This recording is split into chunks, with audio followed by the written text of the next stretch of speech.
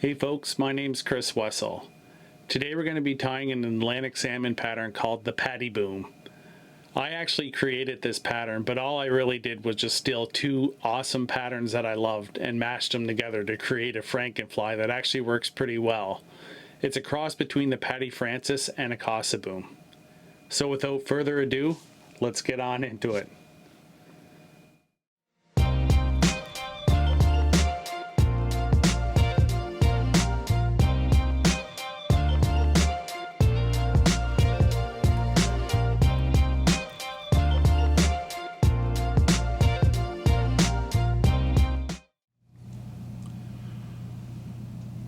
Okay, so today we are tying on a partridge D4AF in a size 8.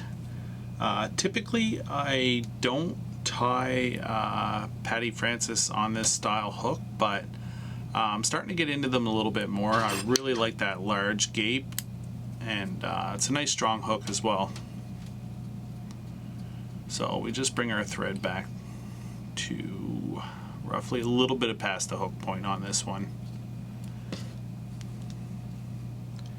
And we're going to be using calf tail for the tail on this fly. So we just pick out a little bit, cut that off, and I'm going to stack that.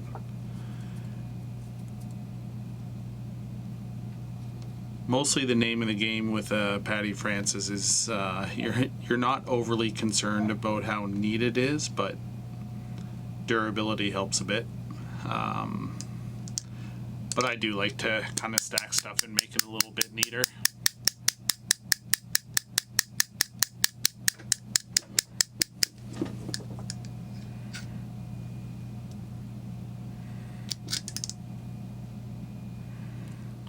Alright, I think I got the size tail that I want.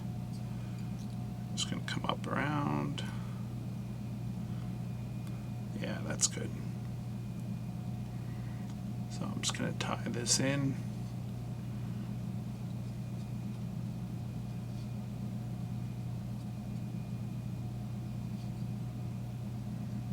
And then I'm going to come back again.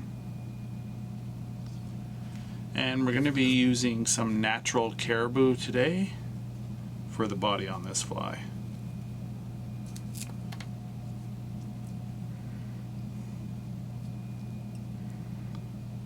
Now keep in mind that we're using smaller clumps of caribou on this because we're going to be trying to trim down pretty close to the shank, and we don't really want to have a lot of volume in the body. This fly is fish subsurface, so that's why we don't want a bunch of hollow fur on it.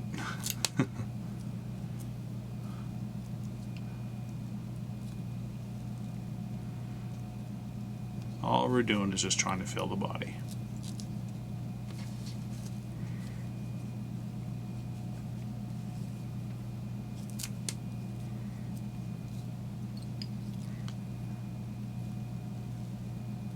Now we're going to bring this fur up so far, but we're going to stop a little bit before we typically would if we were just tying a normal Paddy Francis. And that's going to be to accommodate the wing and the collar on the front.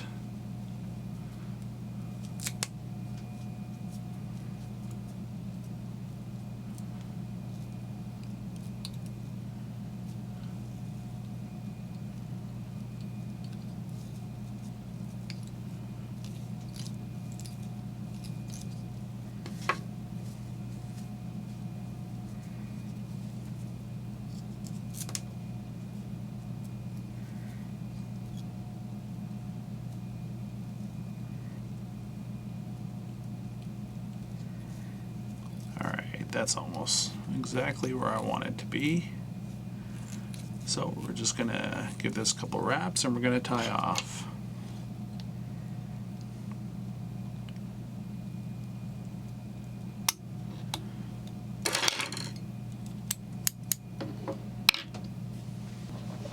So we're going to use, today we're going to use straight scissors while trimming this.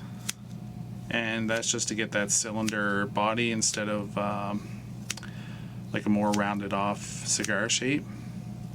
And that's how I like to trim these. And I like the body skinny This is all really personal preference. Some people like fatter ones.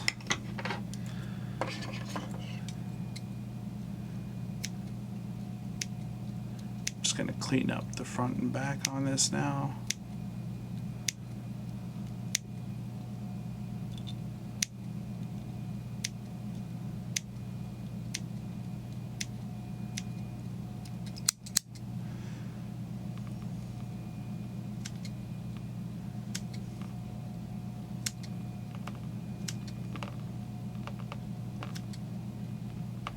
At kind of a bad angle here for cutting this back. Usually I would move my vise, but if I do that during this video, it's going to go out of focus, so it's a little bit uncomfortable for me, the angle I'm doing this on.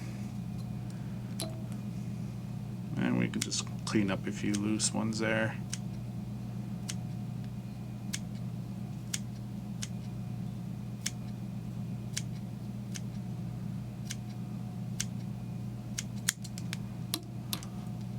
Alright, we have a body.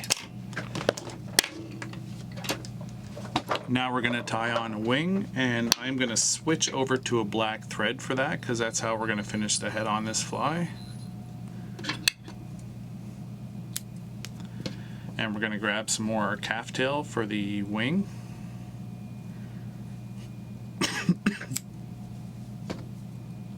And I'm just going to pick out some of that shorter stuff. I'm going to separate my clump of calf here a little bit just so it'll stack better.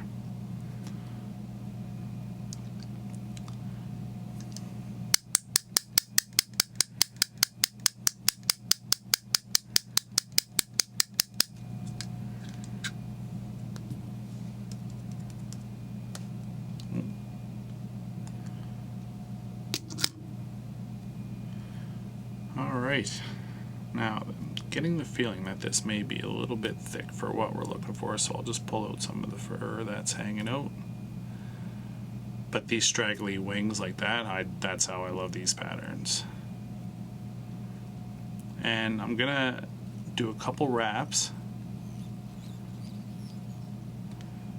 I'm gonna check it out, see if it's sitting where I want it to. That's about right. And I'll cut off this access in the front. And I'm going to put a little drop of crazy glue on that just to hold it in. And it also serves to help us hold in our collar as well. So, alright, so for our collar we're going to be using some hen saddle today, and we're going to pick out a piece. That one looks like it'll do. And we're just going to splay that out until we see on the collar a spot that, yeah, is about appropriately sized for this fly.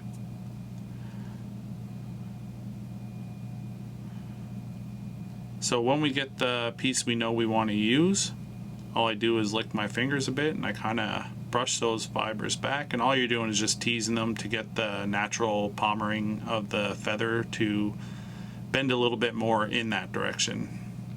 And that'll help when we're wrapping. So I'm just gonna get this tip in there. That really doesn't want to go. Wow.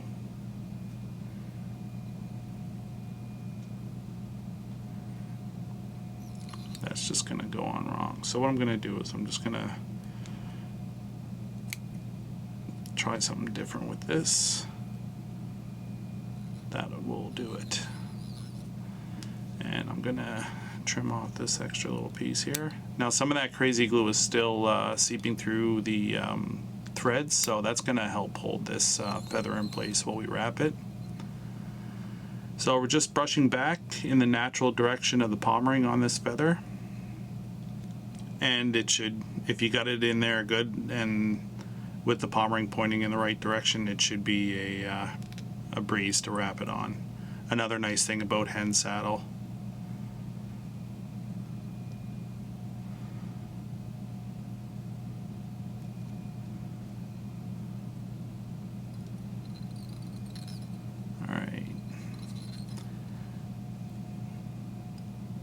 So we're going to take some thread wraps over this collar and just help train it a little bit better and push it back.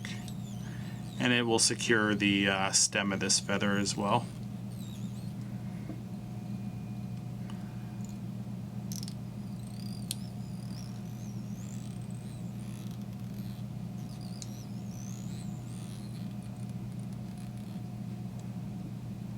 Yeah, that's perfect. Alright, so we're gonna try to just fill in our gaps here, which what I'm gonna do is actually put a little bit more crazy glue on this. I could use that, or I could use a bit of wax, but it's gonna help me stick some thread in a place where it just doesn't want to be, because I'm seeing a little gap here that I want to fill.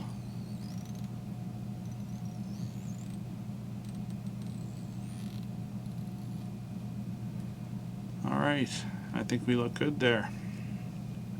So I will tie off.